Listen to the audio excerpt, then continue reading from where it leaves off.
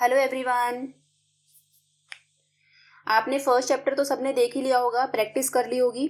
First chapter में हमने क्या किया था, हमने डेटा को अपलोड किया था, एक्सेल फाइल्स को अपलोड किया था। हमने जाना था कि किस फाइल को हम लोड कर सकते हैं, क्या क्या डेटा हम पावर क्वेरी में लोड कर सकते हैं, करेक्ट। तो अब हमने लोड तो कर दिया, हमने जान तो लिया कि लोड कैसे करना, ट्रांसफॉर्म करने के बाद कहाँ लेके जाता है पावर क्वेरी एडिटर क्या होता है, वो सब तो हमने जान लिया। बट उसके बाद वो डेटा लोड होने के बाद जब वो एक्सेल में टेबल की फॉर्मेट में लोड हो जाता है, तब उसके बाद हमें क्या करना होता है। ठीक है, अब हम ये समझेंगे इस क्लास में। बेसिकली आज की क्लास में हम करेंगे क्वेरीज को मैनेज करना, क्वेरीज को कैसे मैनेज करना है।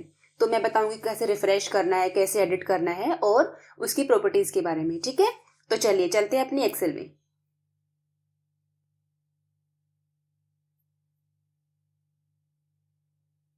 ठीक है, ये है मेरी एक्सेल। इस डेटा को मैंने पावर क्वेरी से लोड कर रखा है। अब जब मैं अगले दिन इस चैप्टर को खोलूंगी, इस डेटा को खोलूंगी, तो मैं इसको रिफ्रेश कैसे करूंगी। क्या ये ऑटोमेटिक रिफ्रेश होगा, क्या मुझे मैनुअल करना होगा। अगर मैं इसको हर 1 घंटे में, हर 2 घंटे में रिफ्रेश करूँ तो वो मैं कैसे कर सकती हूँ। तो वो सब कुछ आज हम इस क्लास में सीखने वाले हैं। ओके, तो सबसे पहले हम इसको रिफ्रेश कैसे करेंगे। जैसे कि मैंने बताया था, पावर क्वेरी का पूरा डिटेल आपको डेटा टैब के अंदर मिलेगा। डेटा टैब में रिफ्रेश ऑल का ऑप्शन है। रिफ्रेश ऑल पे जब आप इस एरो पे क्लिक करेंगे तो दो ऑप्शन आते हैं, रिफ्रेश ऑल एंड रिफ्रेश। आप जब रिफ्रेश ऑल करेंगे तो जितनी भी क्वेरीज आपने इसके अंदर लोड कर रखी है वो सारी रिफ्रेश हो जाएंगी।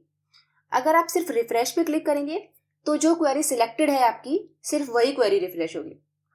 ठीक है, तो रिफ्रेश ऑल कब करना है, रिफ्रेश कब करना, आई सजेस्ट कि आप हमेशा रिफ्रेश ऑल ही करना, ताकि आपकी सारी फाइल्स रिफ्रेश हो जाए। ठीक है, उसके बाद अब मुझे क्वेरी एडिटर में जाना है। मैं कैसे जाऊंगी, मुझे जानना है कि क्वेरी कहाँ पे लोड हो रखी है, मुझे उसके अंदर जाना है। मैं कैसे जाऊंगी, तो डेटा के अंदर क्वेरीज एंड कनेक्शन, इस पे टिक करूंगी, इस पे क्लिक करूंगी मैं। देखिए, ये सारी एक्सेल फाइल्स मैंने लोड कर रखी हैं। यहाँ पे आपको डिटेल्स दिखती हैं, क्वेरीज एंड कनेक्शन, 9 क्वेरीज। ये क्वेरीज के जो एक्सेल्स हैं वो हैं यहाँ पे। और ये एक्सेल्स में, इन एक्सेल्स को मैं पावर क्वेरी एडिटर्स में कैसे ओपन करूंगी वो मैं भी दिखाऊंगी। तो मैं यहाँ पे राइट क्लिक करूंगी। राइट क्लिक करके मैं इस क्वेरी को एडिट करूंगी, एडिट। जैसे ही मैंने एडिट पे क्लिक किया, ये मुझे ले गया पावर क्वेरी एडिटर वाले ऑप्शन में, जहाँ पे हम कोई भी स्टेप्स फॉलो करते हैं, कोई भी मॉडिफिकेशन करते हैं डेटा के अंदर, डेटा को एडिट करते हैं, वो सब हम यहाँ पे करते हैं। जैसा कि मैंने आपको पहली क्लास में भी बताया था, यहाँ पे हमारी क्वेरी की डिटेल आ जाती है, इधर मेरा डेटा आता है बीच में, और यहाँ एक्सट्रीम राइट हैंड साइड में मेरी क्वेरी की जो प्रॉपर्टीज आती है कि मैंने कौन से स्टेप्स अप्लाई करे, वो सारे स्टेप्स यहाँ पे रिकॉर्ड हो जाते हैं। ठीक है, तो एडिट हम ऐसे करेंगे। ओके, वापस से मैं राइट क्लिक कर रही हूँ। तो सबसे ऊपर एक ऑप्शन दिख रहा है आपको, कॉपी। कॉपी करेंगे हम, तो हम इस क्वेरी को कॉपी कर लेंगे। कॉपी करके जैसे मैंने कॉपी पे क्लिक किया, ये कॉपी हो गई। फिर मैं पेस्ट पे क्लिक करूंगी तो ये क्वेरी पेस्ट हो जाएगी, राइट। तो ये एडिट मैं ऑलरेडी कर चुकी हूँ। डिलीट, डिलीट पे जब मैं क्लिक करूंगी तो ये जो क्वेरी है एक्सेल शीट जो आपको दिख रही है, ये यहाँ से डिलीट हो जाएगी। मुझे अभी डिलीट नहीं करना है इसको, तो इसको छोड़ देते हैं। उसके बाद रीनेम, जब मैं रीनेम पे क्लिक करूंगी तो मैं इस एक्सेल शीट को यहाँ से रीनेम कर सकती हूँ। ठीक है, उसके बाद है मेरे पास रिफ्रेश, मैं यहाँ से भी रिफ्रेश कर सकती हूँ, और जो मैंने बताया था आपको रिफ्रेश, मैं यहाँ से भी कर सकती हूँ। पर अगर मैं यहाँ से रिफ्रेश करूंगी तो सिर्फ यही एक्सेल शीट रिफ्रेश होगी, और अगर मैं यहाँ से करूंगी तो रिफ्रेश ऑल भी कर सकती हूँ मैं, राइट। उसके बाद है लोड टू। देखिए, जब मैंने लोड टू पे क्लिक किया तो मेरे पास एक छोटी सी विंडो ओपन हो गई, जिसमें लिखा हुआ है आपको डेटा कैसे लोड करना है। आपको डेटा टेबल फॉर्मेट में लोड करना है, आपको डेटा पिवट टेबल में रिपोर्ट लोड करना है, आपको पिवट चार्ट में लोड करना है, आपको ओनली कनेक्शन क्रिएट करना है, या फिर आपको इस डेटा को डेटा मॉडल में ऐड करना है। ये सारे फीचर्स मैं आपको नेक्स्ट क्लासेस में बताऊंगी। ये काफ़ी इंपॉर्टेंट है और काफ़ी वाइड है, तो इस क्लास में तो ये खत्म नहीं होगा। इसलिए अभी के लिए सिर्फ इतना ही कि ये ऑप्शंस पावर क्वेरी में अवेलेबल हैं लोड टू के अंडर। ओके, डुप्लीकेट, जब मैं डुप्लीकेट पे क्लिक करती हूँ, ये देखिए क्या हुआ, मैं चली गई पावर क्वेरी एडिटर में, और यहाँ पे देखिए एक्सेल शीट ब्रैकेट 2, मतलब जो मेरी एक्सेल शीट थी यहाँ पे, इसकी एक डुप्लीकेट कॉपी क्रिएट हो गई है, राइट। तो डुप्लीकेट, अगर मुझे किसी क्वेरी को डुप्लीकेट करके रखना है तो मैं उस डुप्लीकेट बटन के थ्रू डुप्लीकेट कर सकती हूँ अपनी क्वेरी को, करेक्ट। अभी के लिए इसको बंद कर देते हैं और नेक्स्ट देखते हैं हम रेफरेंस। ये बहुत इंपॉर्टेंट है समझने के लिए कि रेफरेंस से क्या होता है। जब मैंने रेफरेंस पे क्लिक किया तो देखिए वापस से पावर क्वेरी एडिटर पे चली गई मैं और यहाँ पे एक कॉपी क्रिएट हो गई। तो अब बताओ कि डुप्लीकेट और रेफरेंस में अलग क्या है।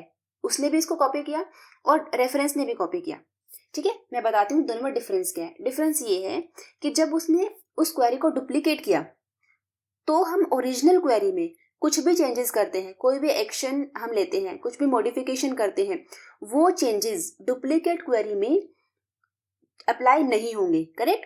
डुप्लीकेट क्वेरी पे कोई फर्क नहीं पड़ेगा, वो ओरिजिनल क्वेरी जो पहले थी वैसी ही रहेगी। वो स्टेप्स जो हमने ओरिजिनल क्वेरी में अप्लाई किए हैं वो स्टेप्स डुप्लीकेट क्वेरी में अप्लाई नहीं होंगे। लेकिन जब मैंने इसको रेफरेंस किया, रेफरेंस पे क्लिक किया, तो क्या होगा कि अगर मैं अपनी ओरिजिनल क्वेरी में कोई भी चेंजेस करती हूँ, कोई भी मॉडिफिकेशन या एडिट करती हूँ, तो वो सारे स्टेप्स मेरी रेफरेंस क्वेरी में भी अपडेट हो जाएंगे, ठीक है। तो रेफरेंस जो है वो एग्जैक्टली वैसे ही बिहेव करेगी जैसे आपकी ओरिजिनल क्वेरी बिहेव करेगी। जो जो स्टेप्स आप ओरिजिनल क्वेरी में लेंगे वो स्टेप्स आपके रेफरेंस क्वेरी में भी एप्लीकेबल हो जाएंगे, बट डुप्लीकेट क्वेरी में ऐसा नहीं होगा। आई होप ये क्लियर है आपको। ओके, नेक्स्ट देखते हैं। इसके बाद है मेरे पास मर्ज और अपेंड। मर्ज और अपेंड ये दो ऐसे फीचर हैं कि आप कितना भी बड़ा डैशबोर्ड बनाओ, कितना भी छोटा डैशबोर्ड बनाओ, पावर क्वेरी जब आप सीख रहे हैं तो ये दो ऑप्शन तो आपको आने ही आने चाहिए। और ये दो ऑप्शन इतने इंपॉर्टेंट और इतने वाइड हैं कि मैं इस चैप्टर में इसको क्लियर नहीं कर रही हूँ। मैं इसके लिए एक अगला वीडियो बनाऊंगी, मर्ज के लिए एक वीडियो बनाऊंगी, अपेंड के लिए एक वीडियो बनाऊंगी। उस वीडियो में आप अच्छे से सीखना कि मर्ज कैसे करते हैं, अपेंड कैसे करते हैं और क्या मतलब होता है इनका, ओके। उसके बाद मैं आती हूँ एक्सपोर्ट कनेक्शन फाइल। देखिए जब मैंने एक्सपोर्ट कनेक्शन फाइल पे क्लिक किया तो ये विंडो ओपन हो गई है, जिसमें क्या हुआ है, ये कनेक्शन, इसने मुझे एक कनेक्शन क्रिएट करके दे दिया है इस डेटा का। जो क्वेरी अभी खुली हुई है आपके सामने, इसका एक कनेक्शन क्रिएट हो गया। ये बोल रहा है कि इस कनेक्शन को आप अपने सिस्टम में सेव कर लो किसी भी नाम से, ठीक है, ताकि जब अगली बार मैं कोई डैशबोर्ड बनाती हूँ और मुझे इस डेटा का कनेक्शन चाहिए तो मैं डायरेक्टली ये कनेक्शन यहाँ से उस डैशबोर्ड में यूज कर सकूं, ओके। उसके बाद मेरे पास है move to group. Move to group का क्या मतलब होता है, मैं इस पे क्लिक करती हूँ और देखो यहाँ पे एक न्यू ग्रुप का ऑप्शन आ रहा है। मैं इस पे क्लिक करूंगी, मैंने लेट्स से इसका नाम रख दिया मास्टर्स, ठीक है। अब देखो एक ग्रुप बना रही हूँ मैं मास्टर के नाम से। मैं एक ग्रुप क्यों बना रही हूँ, जब मैं कोई डैशबोर्ड बनाती हूँ तो मेरे पास बहुत सारी फाइल्स होती हैं, बहुत सारे मास्टर्स होते हैं।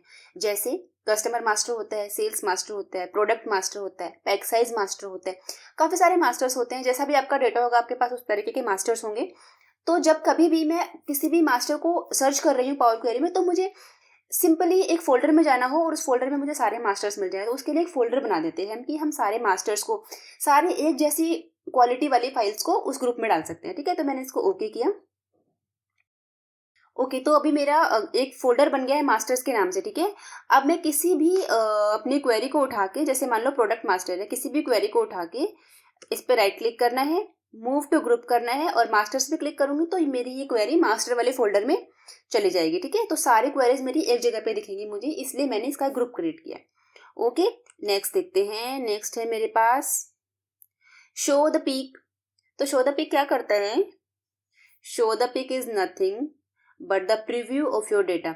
जब मैं अपना कर्सर इस क्वेरी के ऊपर लेके जा रही हूँ, सिर्फ मैं कर्सर लेकर गई हूँ तो भी मुझे मेरे डेटा का प्रीव्यू यहाँ पे दिख रहा है, करेक्ट। उसके बाद मेरे पास है प्रॉपर्टीज।